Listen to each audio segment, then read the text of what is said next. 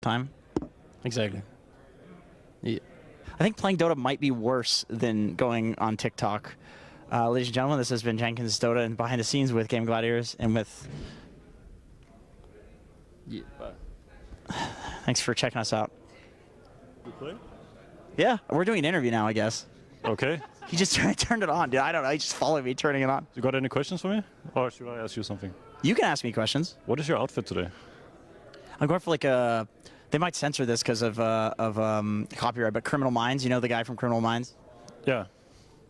Which one? You don't know? I don't know. Yeah. Do you do that normally where like somebody brings up a thing and you just want to continue the conversation, so you say you know the thing just so they continue, but then they ask about it and then you're like, oh, I shouldn't have committed to that. No, not really. If I don't know it, I'll like ask more about it.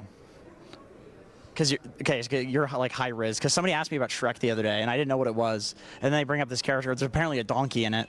You don't know Shrek? Not personally. Well, I do. He's not. I don't even know the movie. You know Shrek personally? I do. Yeah. I think that's Mike Myers. Yeah. Which was also a killer in I don't know Mike Myers though. In Halloween.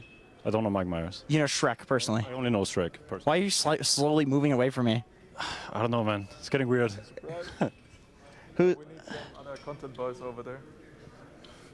I guess someone switched with me. Do you have any question, or it's just like me pouring my feelings out? Do you write poetry? You look like the type of guy that writes poetry. Not recently, no. And probably also not before that, no. I haven't really gotten into it at all, actually. That's a really good response. That's like a very you response. Yes. What's the most heartbreak that you've ever felt in your life? That's deep. Real quick, I guess. Not sure, bro. It's hard to come up with that stuff on the spot.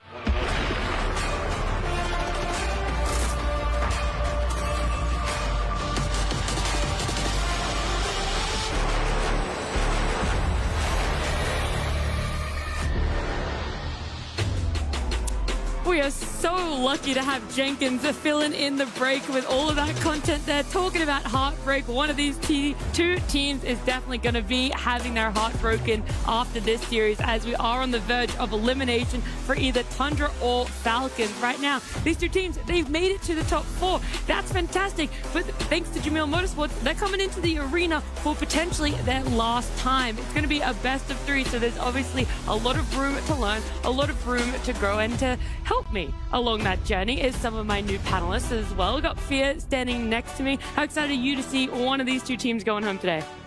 Very excited. I can hear it in your voice. I can hear it in your voice, buddy. For the teams going home. But it should be a very good match. I think both these teams had a very different path of getting where they are here. And Falcons, they're showing they're not invincible. Already going to a 3-game series with PSG Quest, losing to Game in 3 games as well. So very curious to see if they've kind of like hit their peak or if they have a lot more to show.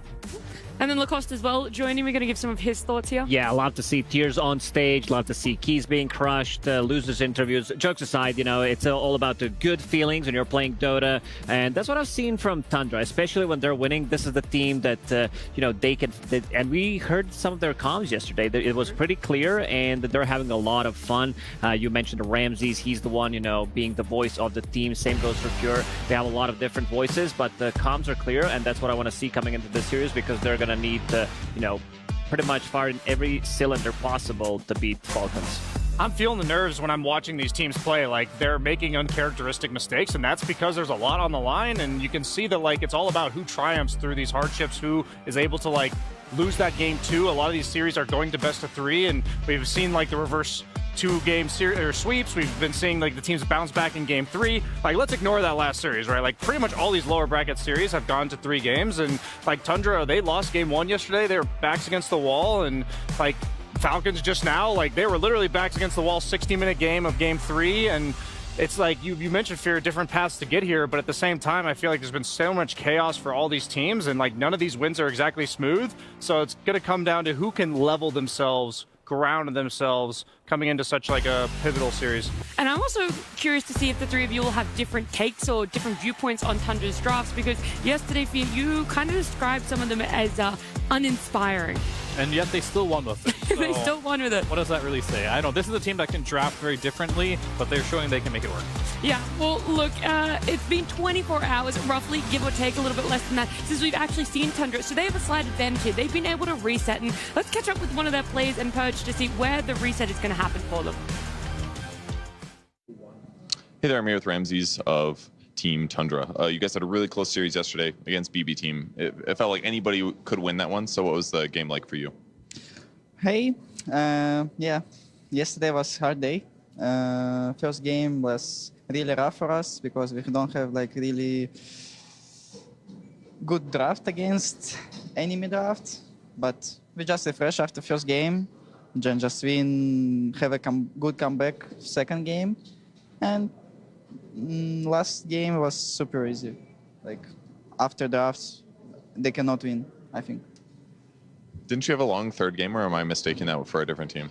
Am I wrong? I must be wrong. Okay, It's probably against Liquid. okay, yeah, you're right. I think I'm confused. They play against Bad Boom yesterday. Yeah. Yes, that's right. So you had some all chat, or your teammate had some all chat. Is there anything? Is there any beef going on, or is that just for fun? You should ask Pure. I don't know. You don't know? We got friends with Bad Boom. Yeah. I love these guys. Everyone. Yeah. All right, how do you think your upcoming series is going to go? We're gonna show our best Dota. Gonna try hard. We'll see what's gonna happen. Okay, you sound less cocky than Pure did in his interview. Yeah? Probably. I just wanna show the best Dota. I don't know who's gonna be win, but yeah. Okay, great. Well, thank you for joining me for the interview. Thank you. I'm not sure if it's a learning lesson after how confident is how I'm going to say it. They came into their upper bracket series against Liquid just to get pushed down here into the lower bracket, or if they really are a little bit worried, because right now it feels like Falcons is a little bit of an unknown entity. You've already talked about it for yourself, that uncharacteristic, actually I think that was you, Lacoste, uncharacteristic mistakes. Where is this coming from? Why are they falling what feels like a little bit short than a lot of our expectations at this moment, and how is Tundra going to be able to capitalize on top of that? I don't think this team is as cheesy. They're one of the few teams that did not play this Sven as a position 5, so they have a bit of a different draft mentality. They're still playing their own. Like, if you remove the team names, you would know which Falcons draft it is. Like, I would say 90% of the time, they're relatively predictable when it comes to their heroes.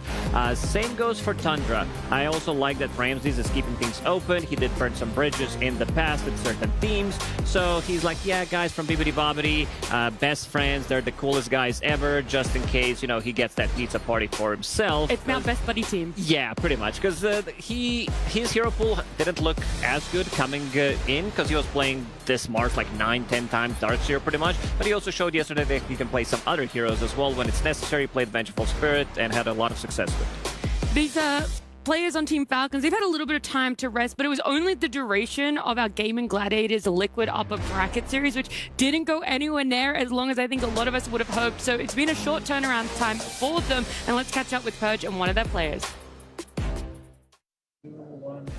I'm here with Snake King of Team Falcons. You guys had a match earlier today against Quest. How did that series go for you? It was a crazy tight series. I think the stress levels was insanely high, and I'm glad that we ended up clutching it, but it was very back and forth. Yeah, it was. I mean, there were periods of the last game where I was like, oh man, Quest is going to upset them, and then it went one way, and then it went the other way. So did you guys feel like game 3, was it just who played better kind of a thing? Who initiates the fight, things like that? I think both teams made a lot of mistakes in the third game, but I think these things tend to happen when in high stress situations. So I think, you know, they make a mistake, we try to capitalize and push harder, but then we end up making a mistake. So it's just very back and forth. So I think that ultimately what happened is the team that made slightly less mistakes ended up winning. So how important is it for just quality initiations in Pro Dota right now? It feels like put a ward on high ground, play near it, try to break their smokes. There's like a cat and mouse game that's going on, right? I think that's definitely a big part of it. I think having clean jumps and initiation is a key part of the game. But I think at the same time, you just sit around a ward, you're just camping all game. You're not going to get any farm because people just split push you and farm. And it's like you have to find a correct balance of initiation and farm on the map. And that's like the difficulty and then the delicate balance of it. So how do you think you're going to fare for your draft in the upcoming series against Tundra? They're a very strong team. You guys are a strong team. Where would you say your chances of winning are? I think it's going to be a very close series, similar to Quest, I would say, maybe like 50-50. I think whoever is like feeling a little bit better today will end up winning. I think they're a very aggressive team and more of a 4-protect one, but Pure is still a pretty aggressive carry, so it might not appear like that. So we will need to be able to defend ourselves against the high aggressions of Tundra while still keeping up our farm and maybe looking for our own place. Gotcha. Which facet did you get today? Are you going to be all chatting? I mean, you already know I'm slapping the right one. Okay, that sounds great. Well, good luck in your match, and thanks for joining me. Thank you. Great to get some words there from Snake King. He talked about the series earlier today up against PSG Quest, how game number 3, there was a lot of stress. It felt like the energy within the team wasn't as calm as what we've been led to believe in the past on past LAN experiences with them. Yep. Thanks, Bia. Yeah, you were looking at me, and then I thought you were going to jump in. I'm going to jump in here. I think right now, this team in particular, this Tundra team, they have a lot going for them, and they're doing it much better than I ever anticipated they would do here. And this is the final hurdle for me to truly believe that this Tundra squad is the real deal, right? Because you could always look at Liquid, Gaming Gliders, Falcons. They're all accomplished in their own rights. But Tundra, this is a squad, you know, back when they won TI, completely different roster, accomplished. But with these guys, this is the final hurdle for them. It is, because I'm going to give you some head-to-head stats between these two teams, or at least the orgs, because I want to go all the way back to Kuala Lumpur, where Tundra and Falcons first went up against each other, and that one was all in favor of Falcons. And then they met again in Dream League Season 23. That one a little bit more back and forth, but still on the side of Falcons. So we're going to see exactly just how it's going to play out between these two teams. But do you remember the most recent time they faced off? All the way back at Birmingham. No, of course you don't. So they were in the upper bracket. Tundra knocked them down in a best of 3, and then they re-met again in the lower bracket where Falcons knocked them out. So I'm wondering if history is going to repeat itself, if that is just the destiny of Tundra in the lower bracket, or if they're going to be able to put up a fight. But either way, let's get our teams out into the stage and head on down to Katia Arena.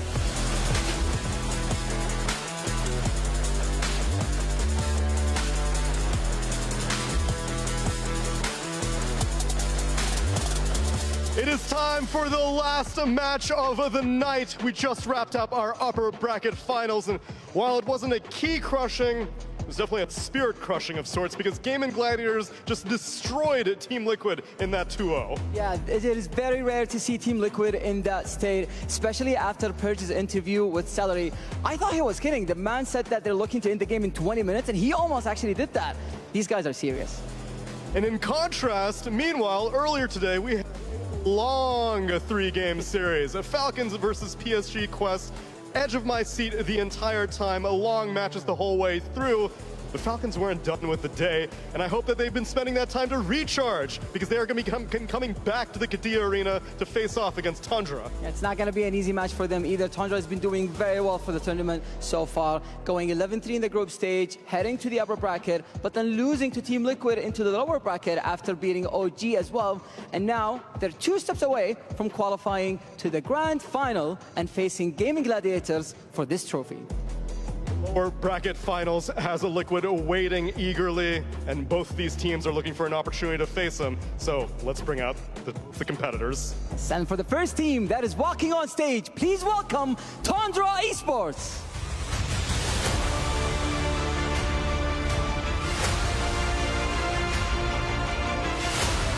Pure, Thompson, Ramses, 9 Class, and Whitemon. I helped Pure crush BB's team last night, and that man put so much anger into the press. He's looking for eliminations, and Team Falcons are next on his list.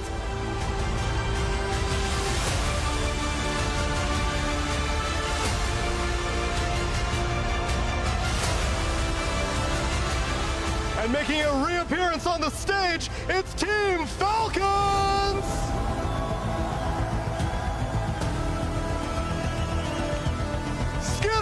Maureen, ATF, Crit, and Snake King are the last remaining Amina team. They have to carry the torch for the region as 3 Western European teams are hungrily staring them down. Let's go, Falcons! Let's go, Falcons! Let's go, Falcons! Teams, take your seats and place your keys.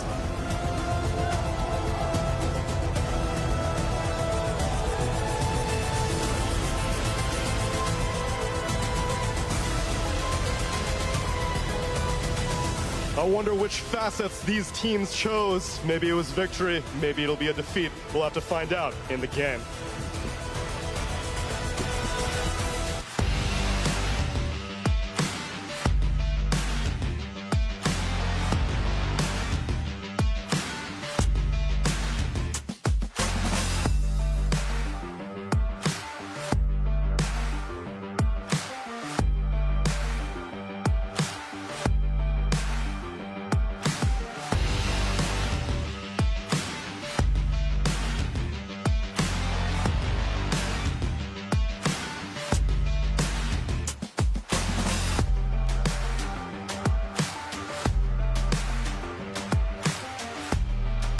Tundra Esports Team Falcons. They've made it to the top 4, but one of them is going to go home at the end of this best of 3. The other one advancing on to top 3, and they're going to be playing tomorrow in our last day of Riyadh Masters at Esports World Cup. It's been 3 weeks, a lot leading up to it, but if you guys were to head on over to stcplay.gg and give us your prediction, where exactly would you place it, BSJ?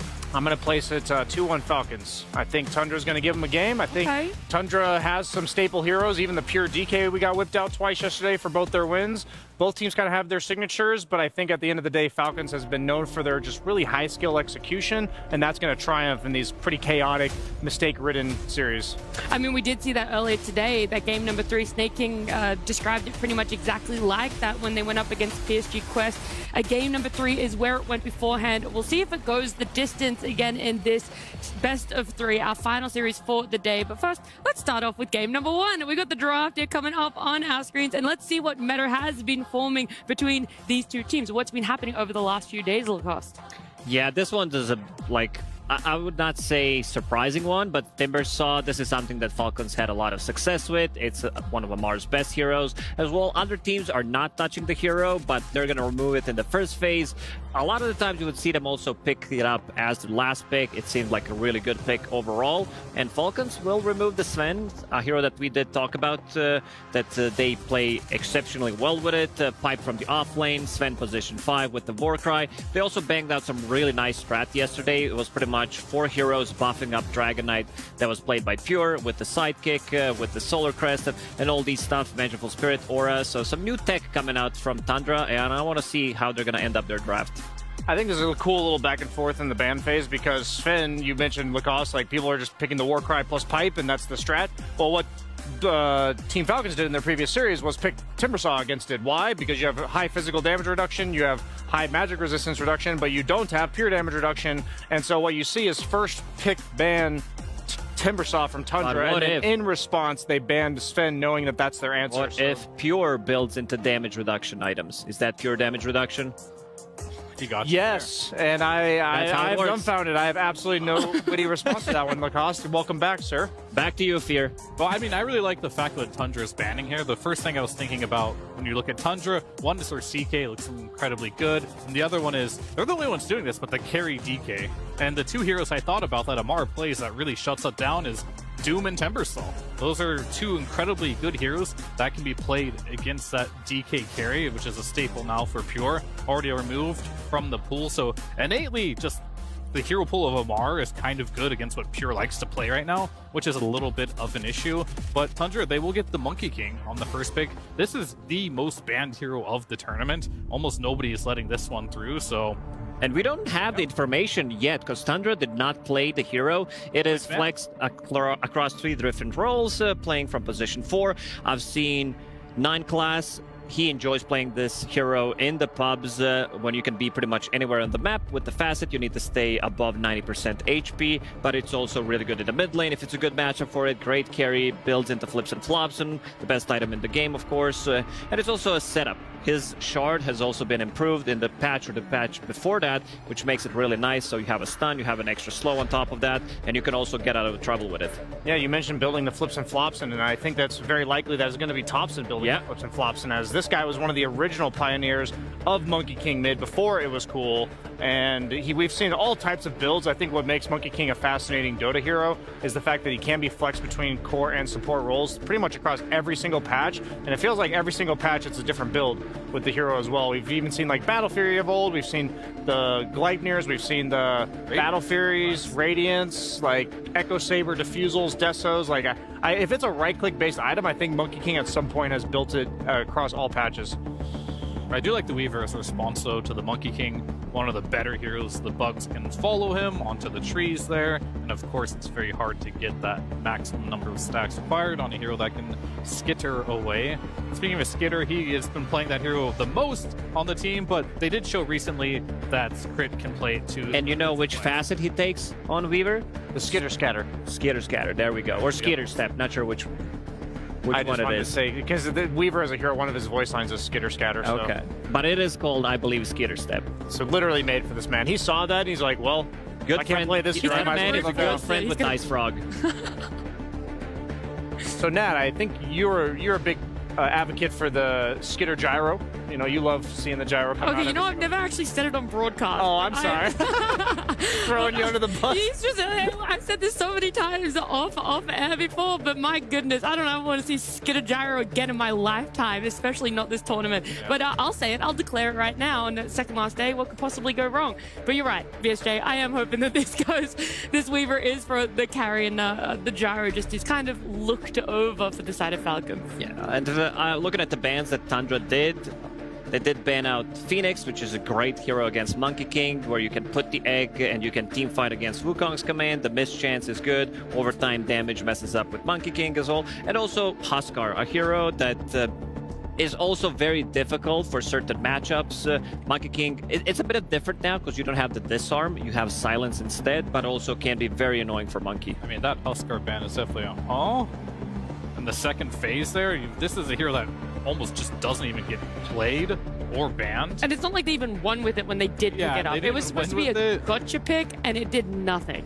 This is a very question mark second phase ban for me, but we'll see what they have in store for them. But they're going to pick up the Nyx Assassin. I'm going to make a theory that Tundra's going to pick a mid hero on 18 that needs 3 bans, and one of which is Huskar. Because we saw it last series with Liquid, they 18th picked Ember, banned out Huskar SF, and then got dazzled. I feel like if Liquid had like banned the Huskar SF or the Dazzle in the second round of bans, the Ember would have probably had a much better game, maybe made a very different story. So I'm just trying to answer you, because I agree it is confusing to see that Huskar. That's the only thing I can think of, and we'll just have to see when that 18 pick comes out. But is it that needs 3 bans? Yeah, I was gonna say, is it really only like what other mid laners? He has a lot of bad matchups. He has a high win rate in this tournament, but Ember historically has quite a lot of bad matchups in the mid lane. It's hard to cover all the bases, but there are some heroes that BSJ mentioned that are kind of very difficult for him to play into. Okay. Yeah, we'll have to see if that actually comes true, but going into the other side here, we don't know where Snapfire is going to go. We don't really know where Weaver is going to go, so Falcon's very open. While on the side of Tundra, they have exclaimed this Monkey King is going to be a core with the Nyx and Jakiro being picked up. And maybe them... Alright, we're going to see... This still doesn't answer a lot for us, to be honest with you. Maybe just Pango mid. I think that's the only answer we truly have here. Isn't this just a Darkseer from the offlane for Tundra? Great with Nyx Assassin, still in the pool. Great combo. Overtime damage, you have something to control the Slark as well. And also, you have Jakiro. Carry, right? If you do that. And then Amar is that one guy who will play offlane Slark. True. I mean, it's more almost certainly an offlane Slark, like meaning it could be flexed to carry, but it's not a carry Slark getting flexed to offlane. It's an offlane Slark that could be flexed to carry. I think that's an important distinction to make based on what they've been with this team. With this team specifically, guys. Please do not pick offlane Slark in your pubs. Amar is on one. He also used to be a carry player for like a year in competitive, so he played Slark every game. He played Slark every game. So how many times did people play Rubik with Glibson Globson after seeing Thompson yesterday? What do you think? I think Rubik's win rate safely dropped at least 3%. Yeah, I would say between 7 and 200 people played it. Okay. That's a pretty wide range. At least 2 people did it, Lacoste. At least a minimum of 2. Alrighty, well this is the last ban for the last pick for the second phase here, the Faceless Void. That's such a good Faceless Void game. Like, he counters both Weaver, counters Slark, as well. Time dilation kills both of these heroes. Slark can get rid of it. It's also great against Pango. You have lockdown. When they don't have anything that can deal with that Chronosphere, there is no save whatsoever until maybe some, later stages of the game when you pick up I mean, there's only one problem, though. He just gave Slark a free lane. I was about to say that the matchup's horrible in lane, yeah. He just gave Amara absolutely free lane, and it can be good versus Slark. Historically, it has been, but at the same time, it's a reaction test battle. If you can get off your ultimate before the Chrono, then you're pretty good, because they added additionally the Shard as well, so even after the Chrono, you can still be invulnerable. I'm not sure how much I'm feeling this one, especially because I feel like they need more sources of damage that can go into the Chrono, because it doesn't feel like Void potentially is going to be able to hit a lot of heroes in. The Wukong's command, you got multiple circles coming out from Tundra. This is where Darkseer comes in. The big combo. Surely they ban. They have to. I thought they were going to pick it on 18th instead, but they went with Faceless Void. Not sure if that would be like highly contested in the last banning phase, but I think Darkseer has to go. I mean, there's like Darkseer, Enigma's already banned. I can see Beastmaster, which is still in the pool. Which is a bit of a surprising one. Yeah, I mean, you need something to lane with this Nyx, and the Zoo has been a go-to or ranged heroes. The reason why Tundra's in the lower bracket in the first place is because of the Game 3 where 33 Wind Waker make out of a black hole, and I think we might get Amar with his chance to be 33 with the Depth Shroud Shard coming from Slark. Like, it's going to be, you mentioned a game of reactions. I'm wondering, as an offlane Slark, because you'd never do this as carry, is it ever an option to go like 4th item Ether Lens? Just to make sure whoever's offlane Slark? Yeah, to make sure whoever's in the Chrono. Sounds great. Whoever's in the Chrono gets saved. Wind Waker. Think about it. Refresher. Think about it. I mean, possibility, but I think... I'm thinking I don't like it. I think more than Think harder. likely, you just play for your timings. Right? You have the Slark with potentially double pounce for the Void. You have the Gleipnir on the Weaver, and Void, as we know, very, very slow hero. And this is one of my big concerns here. In my power rankings as of now, I put Tundra as probably of the 4 teams left as number 4 right now. This is a series in which they have to beat my number 2 team, Falcons, right now. It's not going to be a team you want to play slow against. And they do have some very slow heroes here. Nyx plays kind of slow in a way in the laning stage. So does the Faceless Void. So you're almost gifting 2 lanes to one of the most aggressive teams in Dota right now. Kind of scary. Is it ever Monkey King carry against Slark and then Void mid for Thompson? Are we going to time zone? I don't think you do time zone just because of Weaver, right? True. It's bad against Weaver. He's still hasted, I think. Yeah, and the Bongo Boots also nullifies that ability completely. You can just run out of it. You cannot be slowed for 1.5 seconds, so that's the item to buy. But who's going to buy it? Anybody. I've seen quite a lot. Bongo Boots, yeah, get even more speed. Snapfire can do it. Yeah. Okay, fair. And they 3-0 on Nyx for 9 class. That's an impressive stat, given that we've seen pretty polarizing performances from Nyx. Like, sometimes it just looks like it controls the entire map. Yeah, he's really good at gank tanking with it, I'd say. Like, when I watch 9 class, he actually shows on waves a lot and uses the facet that gives you free pathing and like super high movement speed for the first 10 seconds of your ulti. He uses that as a way to be like a bounty hunter that doesn't mind showing and then escaping. And right now they have pretty limited catch for him, if you think about it, on the side of Falcons. Like, pretty much Slark is going to be the one that can stop him from running away at hasted move speed, and it would have to be something where he lands the pounce first. So this Nyx, in terms of map control and information that he needs to set up for like the Void Chrono, the Monkey King, who's going to be on the trees, 9 classes, he's got a lot of weight on his shoulders in regards to that information game. Is this just like a easy inch pick or what? I was thinking maybe CM, Inch, to stabilize the lane against the Beastmaster. Right, cool. Or Nat, what about Gyrocopter? And put Please, this not in game 1, as not in game 1, Lacoste. It's still in there. It is still in there, but I saw all the other options that Lacoste gave that I much prefer personally. I don't know about you though, BSJ. Yeah, I mean, I think what they're saying about the support, yeah, you have the Nyx to like deal with Enchantress creeps, but I think if you just shut down this Beastmaster, we've got a good lane for Slark. I am a bit concerned about whoever lanes against Monkey King, whether it's Monkey King carry or Pango mid and Monkey King mid. Let's see who takes Monkey King. That's going to tell me a lot about this because we see a CK coming out last. So we got the offlane Slark confirmed. It's going to be mid Pango and they're not showing it. Thompson mid Void. Wow. Okay, so this makes a little more sense that Slark, I mean, in the Slark Monkey King matchup, it's like, it's funny because both of them want to hit you with their passives, but Slark wants you to trade 3 times each exactly so that he doesn't get the the Jingu off. So there's going to be a lot of little mind games back and forth in the bottom lane. It's going to be a very snowbally lane one way or the other. I'm very curious about this Void mid. How dependent is it on the support to stabilize these lanes for the off lane of Falcons and then the safe lane on the side of Tundra Esports? Very important. The two of the strongest laning supports in the game, Snapfire and Weaver. I mean, I don't know what is going to happen in the side lanes, but I know Malorine is just going to dumpster this game because he's going to have an absolutely free lane against Faceless Void. I'm not entirely sure as a Faceless You have no faith in Thompson. I have faith in Thompson, I just don't have faith in Thompson Void versus a Pangolier mid. It is the max time dilation build. I checked his Dota Pro tracker. He played it 2 times in the last 8 days. How'd it go? He did go for Glyphs and Globson, of course, and one time he went to Mage Slayer, Eternal Shroud, Octarine Core, But the which win rate? win rate is 0%. Yeah, right now. great, okay. It's about to be 33%. Nah, I'm skeptical for all the reasons that both these guys mentioned. I think the tempo that Falcons is presenting is too high, and once they're going to chase you to the ends of the earth. They have Slark, they have Weaver, they have Pangolier. There's no escaping these guys. They're just going to run at you. My biggest question now is, having seen both drafts, Sphere, is your tempo issues questioned? Answered? Yes, thank you. No, not really. I feel like Faceless Void is a very slow hero and Pango's very fast hero. I think you have a lot of cool ideas on Tundra, but they're just way too slow. And a meta where if teams are playing fast, you're not going to get to the point where you want to be in the game quick enough. Alrighty, Lucas, you're going to have to hold your thoughts. Whatever you say, you can say it at the end, because right now, let's head on down to our Tundra coach and Purge. Hey, I'm here with the coach. Tell me, is this going to be a time zone game? Definitely going to be a time zone game. It's Thompson. I suppose that's right. I can't wait to see what IMC goes. Why is Monkey King the most contested hero of this tournament?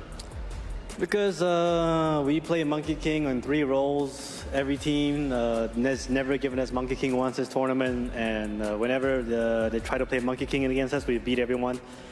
So I'm very surprised.